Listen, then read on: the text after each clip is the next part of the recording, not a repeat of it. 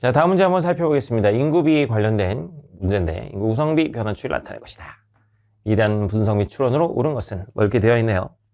그냥 뭐 바로 들어가 보죠. 나와 있는 게 이제 유소년 인구와 생산 가능 인구와 고령 인구의 비중 변화를 나타내고 있습니다. 자, 2020년에는, 자, 2020년 한번 보죠. 유소년 인구가 고령 인구보다 많을 것이다. 자, 유소년 인구의 비중은 몇 프로니? 13.2죠. 고령 인구의 비중은 얼마니? 15.7이죠. 고령 인구가 더 많네요. 같은 연도를 기준으로 하는 것이니까 그 안에 있는 비율 가지고 인구수를 비교해 줄 수 있습니다. 어쨌든 이건 틀렸다. 자, 2000년은 80년에 비해 고령 인구 대비 유소년 인구의 비율이 낮다 그러는데 한번 볼까요? 2000년의 경우 어떻게 되나? 자, 여러분 고령 인구 대비 유소년 인구의 비죠. 자, A 대비 B라고 하면 그냥 심플하게 A분의 B라고 보시면 됩니다. A를 기준으로 B를 본다 이거기 때문에 A분의 B라고 보시면 돼요. 자, 그러면은 고령 인구 분의 유소년 인구라는 거야. 그럼 2000년부터 한번 볼까요? 고령 인구 얼마입니까? 7.2입니다. 7.2분의 얼마다? 21.1이다. 21.1. 그럼 80년은 어떻게 되냐? 80년은 3.8분의 얼마다? 34다. 엄청나게 크네. 그지? 그래서 언제가 훨씬 크다. 1980년이 훨씬 큽니다. 그죠? 그래서 고령 인구 대비 유소년 인구의 비율이 낮다. 이게 맞는 거네요. 좋아요. 자, 3번 더 가봅니다. 2060년까지 유소년 인구의 감소로 인하여 평균 수명이 지속적으로 연장될 것이다. 여러분,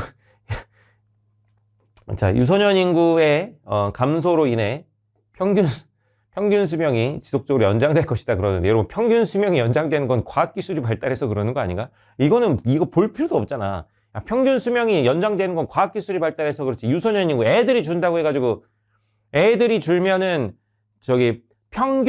국민의 평균 나이가 증가할 수는 있겠지만 평균 수명이라는 거 사람들이 얼마나 오래 사느냐 이런 얘기인데, 애들이 준다고 해가지고 평균 수명이 연장되나요? 평균 수명이 연장되는 건 의학기술의 발달로 그렇습니다. 여러분 X가 되겠죠.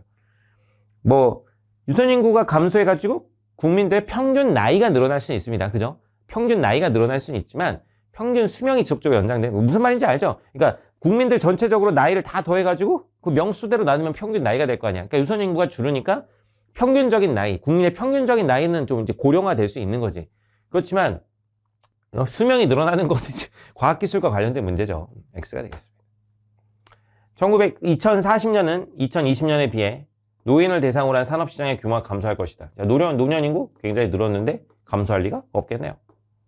2020년부터 60년까지 생산 가능 인구는 15세, 64세. 노인